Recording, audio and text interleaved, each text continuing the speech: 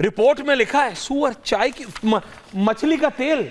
आप रशीदी जी, जब पिछली बार आपकी बात हुई थी, मेरे को याद है आप और हम थे, वो आया था किस तरह से जूस कॉर्नर में क्या गंदगी हो रही थी। ये food corporation of India, Shivam Bhatia कर क्या रही है, ये कर क्या रही? अभी जब अनुराग भदौरिया शुरू करेंगे तो यही आएगा। Shivam ji thank you for coming in the studio, मैं आ रहा हूं अभी, लेकिन रतिंदर भाटिया जी और रशीदी जी, सरवर साहब, ये तो हर धर्म के लोगों की प्रसाद कहीं ना कहीं किसी ना किसी रूप से हर आस्था में अलग अलग तरीके से दिया जाता है। कहीं लड्डू, कहीं हलवा, कहीं कुछ बनता तो सब खाने के सामान से ही है। भाटिया जी सोचिए कितनों के धर्म को भ्रष्ट किया जा रहा है। भाटिया जी सुन रहे हैं आप? सर ये बहुत ही सीरियस मैटर है।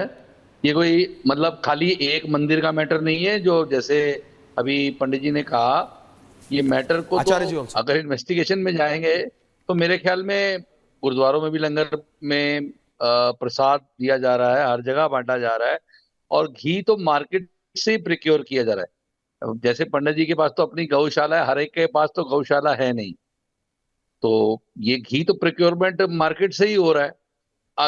अलग अलग घी कंपनियां हजारों करोड़ों रुपए की एड दे रही हैं टीवी पे, कौन विश्वास करे कौन ना करे ये तो समझ से बाहर हो रहा है।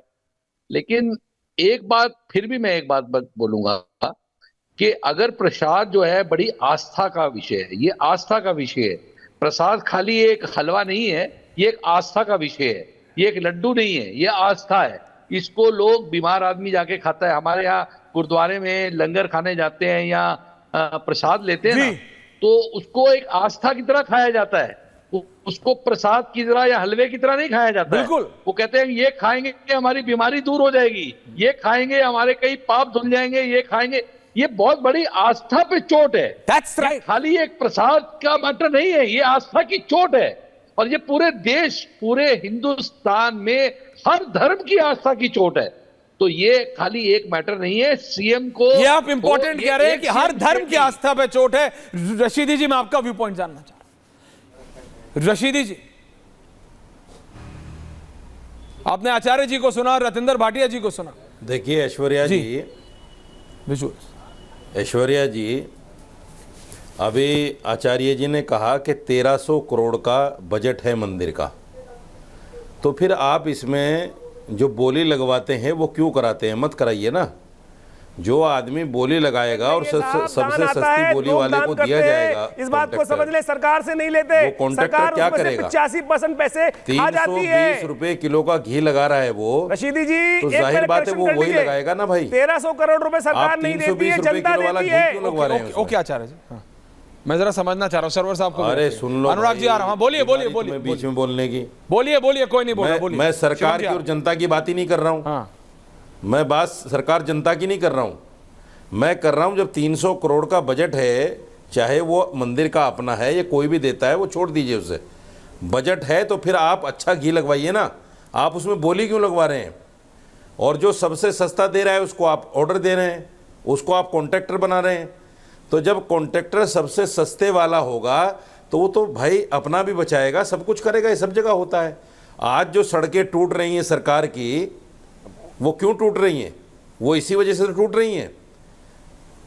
नरेंद्र मोदी जी तो कुछ कहते हैं कि हम किस तरह से सड़कें बना रहे हैं, मैं वो अल्फाज भी नहीं कहना चाहता, और सड़कें 6 महीने में 3 महीने में टूट जाती हैं। वो ईसाई थे, जब कॉन्ट्रैक्टर वो ईसाई है। जब और आज ड्रामा ये हो रहा है कि वो कह रहे हैं हम भगवान की शपथ लेते हैं, हमने कोई गलत नहीं किया। ये स्थिति समझे आप, चीज को मोड़ रहे हैं, फोल्ड कर रहे, बदल रहे हैं साहब। स्थिति समझे कि वहां जो हिंदू मंदिर है, उस मंदिर में जो चेयरमैन पोस्ट पे बैठे हैं, जो वहां पर जगत मोहन रेड्डी के चाचा हैं, और जगत मोहन रेड्डी स्वयं ईसाई हैं। वहां के दोनों जो चेयरमैन हैं, वो चेयरमैन पोस्ट में जो बैठे हैं वो ईसाई हैं। और इससे पहली स्थिति समझे कि जब जिनकी आस्था नहीं है भगवान के अंदर, वो यही स्थिति करेंगे। यही स्थिति हो रही है, और यही हुआ था यूपी के अंदर। अब अपनी बात पूरी कीजिए, मैं आ रहा हूं उसके बाद। समाजवादी पार्टी, शिवम जी मैं आ रहा हूं, अनुराग जी आ रहा हूं, 30 सेकंड। किसको दी थी? अरे ये आदमी पूरी करने देगा तभी ना, वहां पर ये स्थिति समझे, ये आदमी पूरी करने देगा तभी ना, वहां बिठाया जा रहा है। ओके आचार्य जी, ओके रशीदी जी पॉइंट जी बोलिए। ऐश्वर्या जी, कोई भी सरकार आती है, वो सरकार अपने आदमी नियुक्त करती है। जब सरकार से लेन देन मामला है, मंदिर का या मदरसे का या किसी भी चीज का। आपके वक्फ बोर्ड पे किसी हिंदू जब को बना दें सरकार से मामला है, सरकार से सब कुछ है, तो अपने आदमी नियुक्त करेगी। मतलब मुझे समझ नहीं आ रही, आपने जिस वक्त जगन मोहन रेड्डी थे उस वक्त तो आवाज नहीं उठाई कि ये ईसाई कैसे चेयरमैन बना दिया। एक्सेप्ट करेंगे आप? आज सरकार चलेगी तो आज आवाज उठा रहे हो कि ईसाई चेयरमैन था और फलाना चेयरमैन था। किसी वक्फ बोर्ड के अंदर किसी Muslim person law board server साहब को चुप रहो यार, चुप रहो।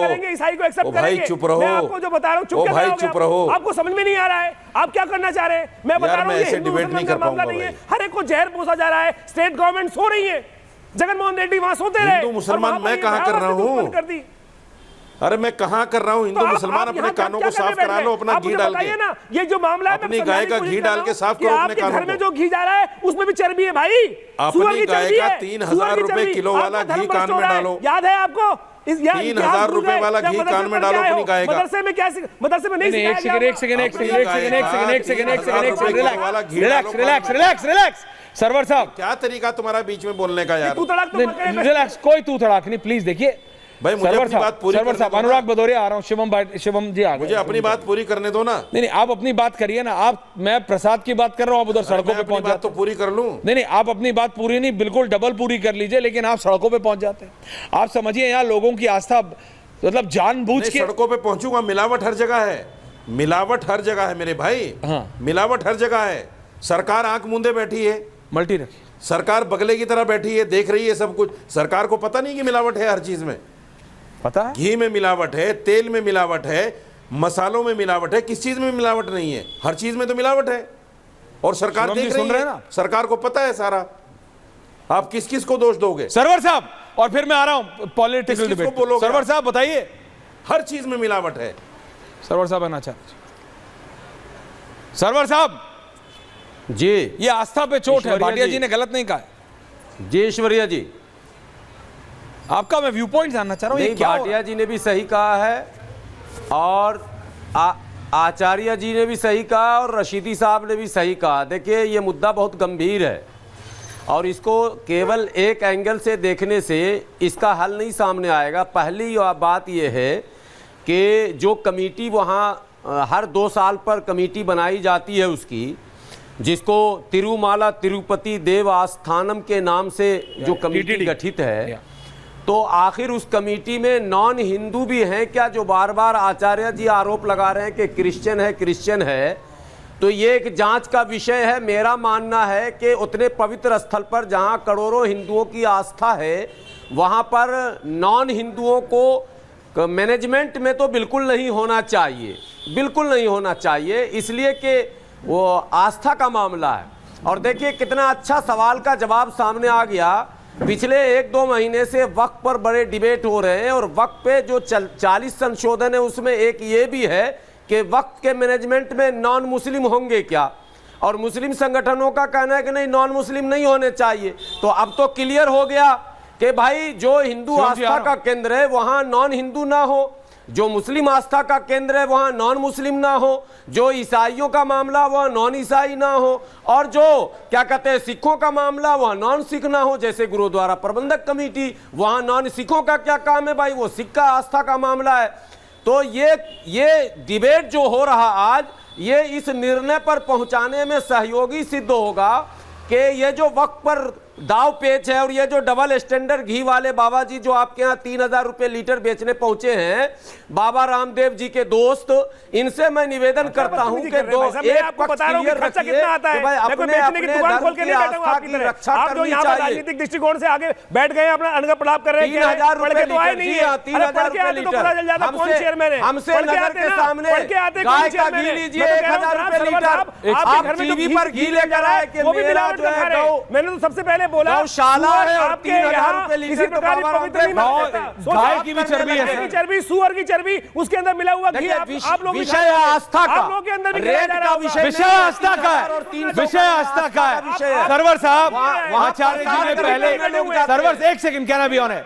सरवर साहब आचार्य जी ने पहले कहा बेचने की बातें, उन्होंने कहा इतनी लागत आती है, मैं अपने घर वालों के लिए निकालता हूं, इतनी लागत आती है। तो कोई अगर इसका 1/3 में बेच रहा है तो ये समझ जाइए कि मिलावट वाला है।